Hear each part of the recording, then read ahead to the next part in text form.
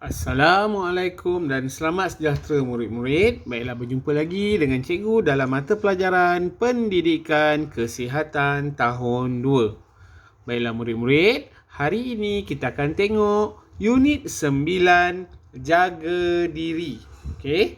Murid-murid boleh rujuk buku teks muka surat 70. Ini adalah paparan buku teks muka surat 70, Jaga Diri. Okey, hari ini kita akan tengok sentuhan tidak selamat. Okey, sentuhan tidak selamat. Okey, untuk jaga diri ini terbahagi kepada dua, iaitu sentuhan tidak selamat dan juga sentuhan tidak selesa.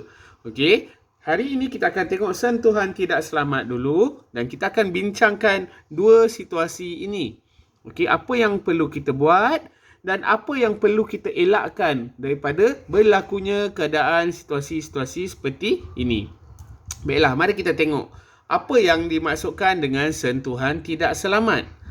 Yang pertama kita tengok dulu, sentuhan selamat ialah sentuhan yang membuatkan kamu gembira, selesa dan positif. Lagi sekali cikgu ulang, sentuhan selamat ialah sentuhan yang membuatkan kamu gembira, selesa dan positif. Manakala sentuhan tidak selamat ialah sentuhan yang membuatkan kamu marah, sedih dan juga keliru. Boleh murid? Okey, mari kita tengok apa contoh-contoh sentuhan selamat. Contoh-contoh sentuhan selamat ialah sentuhan yang kita bermain bersama keluarga, bersalaman, berjalan dengan rakan, okey, memberikan rawatan kesihatan. Ini adalah sentuhan-sentuhan yang dibenarkan, yang kita berasa kita selamat. Alright? Okey, mari kita tengok sentuhan tidak selamat. Okey, kita tengok situasi pertama. Okey, situasi ini ialah situasi di taman permainan. Murid ni bermain seorang diri. Okey, tiba-tiba ada orang dewasa yang tidak dikenali datang. Okey, niat dia tak baik. Dia kata, cantik juga budak ini. Ida sakit kaki, boleh saya urut? Tidak, boleh sentuh saya. Okey, maksudnya sini, orang ni nak sentuh dia kat kaki murid perempuan ni. Okey, tetapi murid perempuan ni tidak boleh sentuh saya, jawab dia. Okey, baiklah murid, apa yang perlu sebelum kita tengok kepada perkara yang perlu kita buat, yang pertama sekali kita perlu tahu langkah berjaga-jaga. Apa yang perlu kita lakukan untuk langkah berjaga-jaga supaya kita tidak menghadapi situasi ini? Yang pertama ialah murid jangan bermain sendirian di taman permainan murid.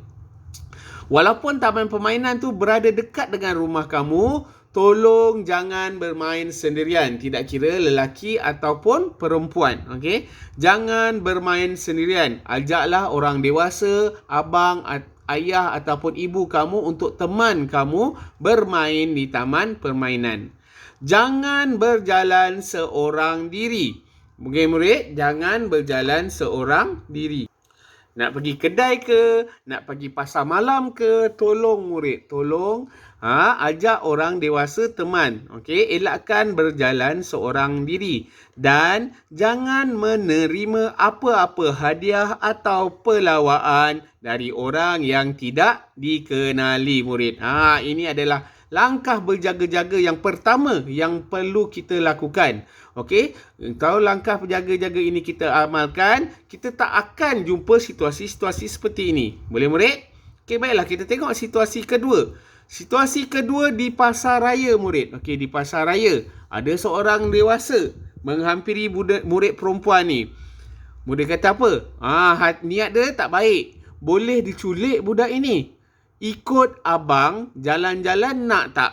Dia ajak. Ikut abang jalan-jalan nak tak? Tidak mengapa, emak saya sedang menunggu di sana, kata murid perempuan ni. Okey murid, situasi ini ialah situasi di pasar raya. Apakah tindakan yang perlu dilakukan sekiranya kita berhadapan dengan situasi ini? Katakan tidak atau tak nak kepada orang yang tidak dikenali yang ingin menyentuh murid. Katakan tidak. Tak nak, tak perlu. Jangan ikut pelawaan dia. Okey? Seperti yang mana kita bincang tadi, langkah berjaga-jaga, jangan menerima apa-apa hadiah atau pelawaan dari orang yang tidak dikenali. Dia tidak dikenali, tiba-tiba dia ajak jalan-jalan. Jangan terima. Katakan tidak atau tak nak kepada orang yang tidak dikenali yang ingin menyentuh murid. Yang kedua, sekiranya pelaku ini, orang dewasa ini masih juga nak sentuh murid, murid boleh menjerit sekuat hati dan lari dari orang yang mengganggu murid.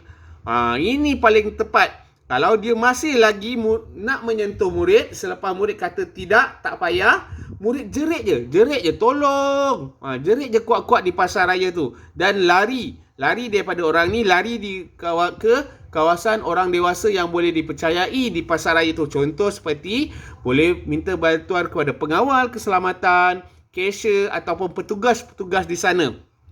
Murid menjerit je. Murid jangan ikut pelawaan dia, walaupun dia umpan murid dengan hadiah ataupun macam-macam permainan. Okey murid? Kena ingat tu. Okey, boleh murid? So hari ini kita dah tengok apakah langkah berjaga-jaga yang perlu kita lakukan, dan juga kita dah tengok apakah tindakan yang perlu kita lakukan sekiranya berhadapan dengan situasi-situasi seperti ini. Boleh murid? Okey, baiklah. Minggu hadapan kita akan tengok lagi kepada sentuhan tidak selesa. Hari ini kita tengok sentuhan tidak selamat.